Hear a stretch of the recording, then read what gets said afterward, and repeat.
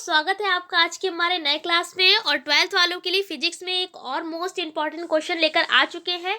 ये क्वेश्चन आपको 5 नंबर देगा, क्योंकि ये क्वेश्चन 5 नंबर यानी कि लॉन्ग में पूछा गया है।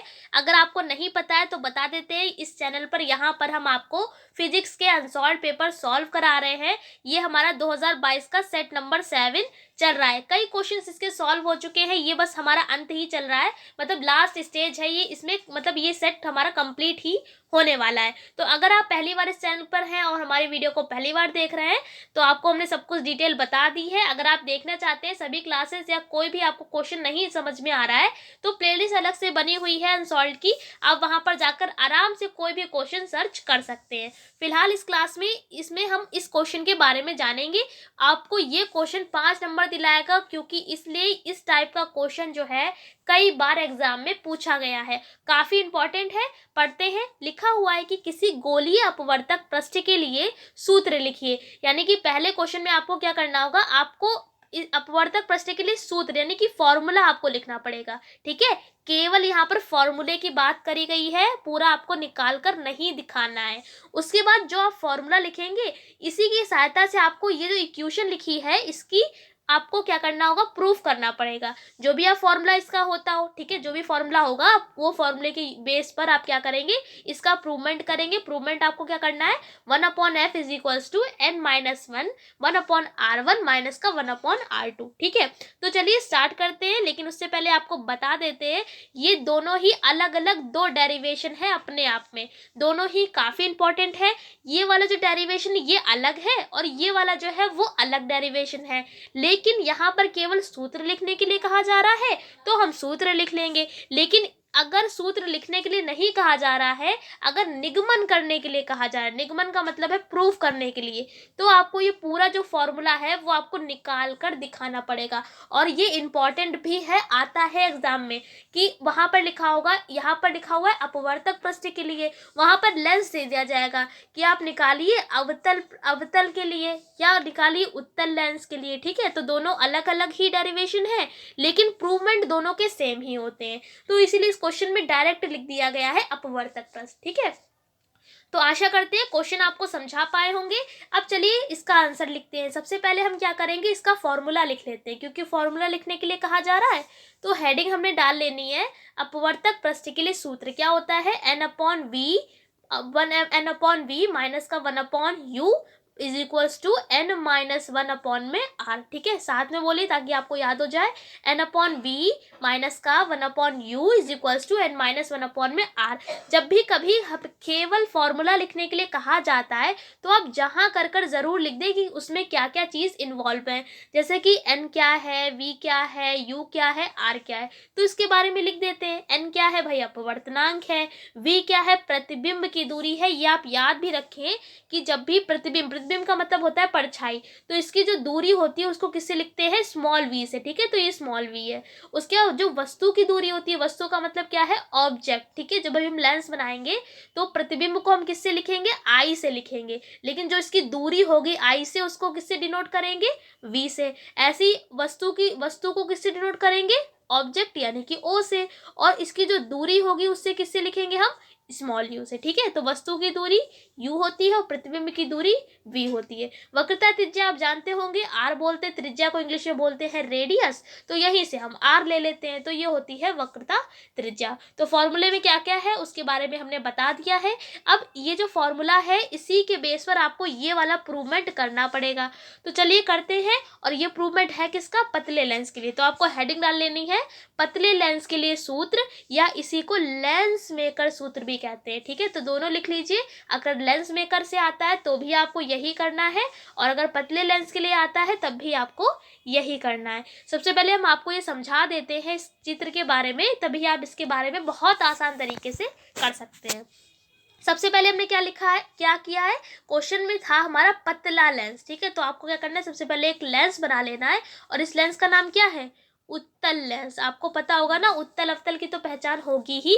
उत्तल भाई इस तरीके से होता है। इस लेंस का नाम क्या है? ये लेंस है उत्तल लेंस। अब क्या करेंगे हम? मान लेंगे इसकी जो मोटाई है वो टी मान लेंगे, कुछ तो इसकी थिकनेस होगी, तो थिकनेस को हमने टी मान लिया है। फिर क्या किया है? इसके सामने एक वस्तु रखी हुई है, इसके जस्ट सामने, उस वस्तु को हमने ओ माना है। अभी बताया था वस्तु को भाई बोलते हैं ऑब्जेक्ट, इसीलिए ओ से लिखते हैं। ओ से यहाँ से प्रकाश किरणें चली, ये वाले पृष्ठ से टकराई, तो भाई अगर हम इसको थोड़ा सा आगे बढ़ाएं तो यहाँ पर जाके इसका प्रतिबिंब बनेगा। इसका नाम हमने दे दिया है आई डैश। अभी हमने आपको बताया कि प्रतिबिंब को किससे लिखते हैं? आई से। यहाँ पर दो प्रतिबिंब होंगे क्योंकि पृष्ठ दो हैं, इसलिए एक आई हो जाएगा और एक आई डैश। तो इसीलिए इसका जो प्रतिबिंब होगा वो कहाँ पर बनेगा? यहाँ पर बनेगा। आपको पता होगा हर चीज की परछाई होती है, तो इसी तरीके से इसका जो परछाई होगी वो कहाँ पर दिखेगी? यहाँ पर दिखेगी। कहाँ पर? आई डैश पर। अगर हम दूसरे पृष्ठ की बात करें, यहाँ पर दो पृष्ठों की बात हो रही है, अगर ये इस तरीके से जाएगा, यहाँ से टकराएगा तो यहाँ पर प्रतिबिंब बनाएगा। लेकिन अगर हम दूसरे पृष्ठ की बात करें तो अब ये वस्तु हो गया है, तो इसका भी प्रतिबिंब कहीं ना कहीं बनेगा ना, तो इसका प्रतिबिंब यहाँ पर बनेगा। कैसे बनेगा? जब इसको आप आगे बढ़ाएंगे, थोड़ा सा मोड़ेंगे, ठीक है, तो इस तरीके से इसका प्रतिबिंब हो जाएगा आई। तो समझ में आपको आया? क्या बताया, एक बार फिर से बता देते हैं। ओ का प्रतिबिंब बना है आई डैश पर, और ये दूसरे पृष्ठ के लिए क्या हो जाएगा? ये वस्तु हो जाएगी, और इसका प्रतिबिंब कहाँ पर बनेगा? यहाँ पर बनेगा। ठीक है, दो पृष्ठ है, एक पहला और एक दूसरा। तभी देखिए त्रिज्याएं भी दो हैं, एक R1 है और एक R2 है।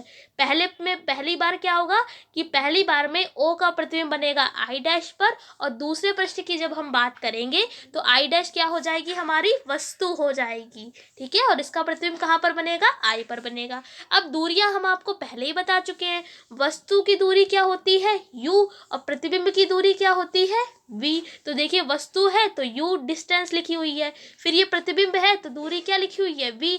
ठीक है, यहाँ पर डैश लगा था तो ये दूरी क्या हो जाएगी? V डैश हो जाएगी। ठीक है, उसके बाद ये वाली हमें दूरी चाहिए है, अभी हम डेरिवेशन करेंगे तो ये वाली दूरी चाहिए होगी, तो हमने इसे पहले ही निकाल लिया। ये टोटल थी V डैश, इतनी है T।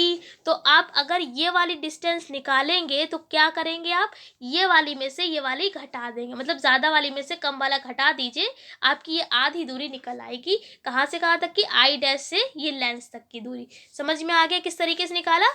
V डैश में से हमने माइनस कर दिया है T। क्यों किया? क्योंकि भाई ये पूरी V डैश थी और ये वाली टी थी, जब आप घटाएंगे तभी ये वाली आपको डिस्टेंस मिलेगी। अब जैसा हमने आपको बताया है ऐसे थ्योरी में भी लिख देंगे, आप अपने आप से भी लिख सकते हैं। क्या लिखेंगे? सबसे पहले कि चित्र में एक उत्तल लेंस दिखाया गया है, इसकी मोटाई यानी कि थिकनेस कितनी मानी है हमने? टी मानी है। फिर क्या करते हैं? एक वस्तु रखते हैं इसके सामने, तो ये देखिए लिखा भी हुआ है यहाँ पर कि इसके सामने एक बिंदु वस्तु ओ रखी है, और ये जो लेंस है, थोड़ा सा इस लेंस के बारे में लिख दिया है कि ये वायु में रखा गया है, इसका अपवर्तनांक n है, आपको पता ही होगा अपवर्तनांक को हम n से डिनोट करते हैं। फिर अब इसके बारे में लिखेंगे कि वस्तु O का प्रतिबिंब पहले पृष्ठ के द्वारा आई डैश पर बनता है। भी हमने आपको बताया पहले पृष्ठ के द्वारा इसका प्रतिबिंब कहाँ पर बनेगा? आई डैश पर। और दूसरे पृष्ठ के लिए ये क्या हो जाएगी? वस्तु हो जाएगी, और इसका प्रतिबिंब कहाँ पर बनेगा? आई पर। तो देखिए अगली लाइन यही लिखी है, और यह प्रतिबिंब दूसरे पृष्ठ के लिए वस्तु का कार्य करेगा। अभी बताया अगर दूसरे पृष्ठ की बात आएगी तो यही क्या बन जाएगी? अब ये वस्तु बन जाएगा, तो वही लाइन लिखी है, और इस आई डैश का प्रतिबिंब कहाँ पर बनेगा? आई पर बनता है। ये क्या लिखा हुआ है भाई? ये आई लिखा हुआ है, ठीक है, तो आप मिस्टेक ना करें। उसके बाद हमने लिख दिया कि हमने पहले पृष्ठ की वक्रता त्रिज्या R1 मान ली है, और दूसरे पृष्ठ की वक्रता त्रिज्या को हमने R2 मान लिया है। अब ये वाला हम फॉर्मूला यूज करेंगे, ये वाला एक बार पहले पृष्ठ के लिए और एक बार दूसरे पृष्ठ के लिए। ठीक है, तो पहले पृष्ठ के लिए पहले यूज करते हैं। तो दोस्तों ये देखिए, पहले हम आपको हेडिंग यहाँ पर डाल लेनी है पहले पृष्ठ के लिए। फॉर्मूला यही बताया अभी हमने आपको, n/v माइनस का 1/u is equals to n minus 1/में r। अब r नहीं होगा, पहले जब हम पहले पृष्ठ की बात कर रहे हैं तो r नहीं होगा, क्या होगा? R1 होगा। उसके बाद यहाँ पर u नहीं होगा, मतलब कि u की जगह u जो होगा वो u के बराबर होगा। v नहीं होगा, क्या होगा? v डैश होगा। क्यों होगा ये पहले बता। फॉर्मूले में हमने क्या क्या यूज किया है? n, v, u और r, यही तो केवल फॉर्मूले में यूज हो रहा है। n तो n ही रहेगा, लेकिन जब हम वस्तु की बात करेंगे, ये देखिए ये वस्तु है तो इसकी दूरी क्या है? u, यानी u का मान भी u के ही बराबर रहेगा जब हम पहले पृष्ठ की बात करेंगे, ठीक है। तो ये आप याद रखिए, बच्चे यहीं पर कंफ्यूज होते हैं। उसके बाद हम अगर बात करें वी की, किसकी बात करेंगे, वी की बात करेंगे, तो भाई ओ का प्रतिबिंब कहाँ पर बन रहा है, आई डैश पर बन रहा है। ये आप ध्यान से देखें, ये जो ओ का प्रतिबिंब है वो कहाँ पर बन रहा है, पहले पृष्ठ के लिए आई डैश पर। तो आई डैश वाली आप डिस्टेंस लिखेंगे यानी कि वी डैश। तो वी अब आप नहीं लिखेंगे, आप क्या लिखेंगे, वी की जगह पर वी डैश लिखेंगे। क्यों, क्योंकि ये पहले पृष्ठ की बात हो रही। ध्यान से देख लीजिए, इसका प्रतिबिंब ये बनना है तो डिस्टेंस भी तो आप यही वाली देखेंगे। तो डिस्टेंस इसकी क्या है, वी डैश। तो वी नहीं यूज करेंगे, इसकी जगह क्या यूज करेंगे, वी डैश। तो देखिए यहाँ पर हमने वही लाइन लिखी है कि एन, एन जो होगा वो एन ही रहेगा। वी की जगह वी नहीं लिखेंगे, क्या लिखेंगे, वी डैश। यू यू ही रहेगा। आर नहीं लिखेंगे, क्या लिखेंगे, आर वन लिखेंगे। बस सारे मानों को हमने यहाँ पर रख दिया है। देखिए एन वी हटा के हमने क्या कर दिया है, वी डैश कर दिया है, और आर हटा के हमने क्या लिख दिया है, आर वन लिख दिया। इसको बना लीजिए समीकरण नंबर 1। इसी तरीके से दूसरे प्रश्न के लिए भी यही करेंगे। यहाँ पर देखिए सेम फॉर्मूला, इस फॉर्मूले में क्या करेंगे, n की जगह पर क्या हो जाएगा, 1/n। क्या हो जाएगा, 1/n। क्यों, क्योंकि पहले प्रश्न के लिए n का मान n के बराबर था। अब उसका उल्टा कर दीजिए, दूसरे प्रश्न के लिए बात करी जा रही है तो n नहीं होगा, n का उल्टा कर देंगे। उल्टा का मतलब है 1/n हो जाएगा। इसी तरीके से v नहीं लिखेंगे, मतलब b की जगह b ही रहेगा, और u की जगह क्या हो जाएगा, v माइनस टी, और r नहीं होगा, अब क्या हो जाएगा, r2 हो जाएगा। क्यों होगा, तो आपको लेंस से बताते हैं। ये देखिए इस लेंस में अगर आप देखेंगे, अब बात हो रही है दूसरे पृष्ठ की। किसकी बात हो रही है, दूसरे पृष्ठ की। तो हमने बताया दूसरे पृष्ठ के लिए ये क्या है, आई डैश है हमारी वस्तु। तो वस्तु से डिस्टेंस क्या होती है, ये है। तो यही वाली तो डिस्टेंस देखेंगे, वस्तु से डिस्टेंस क्या होती है, वस्तु की डिस्टेंस होती है u। तो अब आप u नहीं लेंगे, u की जगह क्या लेंगे, v डैश माइनस का t। क्यों, क्योंकि ये i डैश की बात हो रही है, यानी कि दूसरे पृष्ठ की बात हो रही है, और दूसरे पृष्ठ के लिए वस्तु क्या है, i डैश। तो डिस्टेंस भी तो आप i डैश वाली ही देखेंगे। i डैश का मतलब यहाँ पर भाई वस्तु से है, तो इसकी डिस्टेंस क्या हो जाएगी, v डैश माइनस का t। फिर उसके बाद इसका प्रतिबिंब कहाँ पर बनेगा, यहाँ पर बनेगा। तो आप क्या लिखेंगे, प्रतिबिंब की दूरी को किससे लिखते हैं, v से। तो इसकी डिस्टेंस क्या दे रखी है, v, तो ये v ही रहेगी। समझ में आ गया आपको।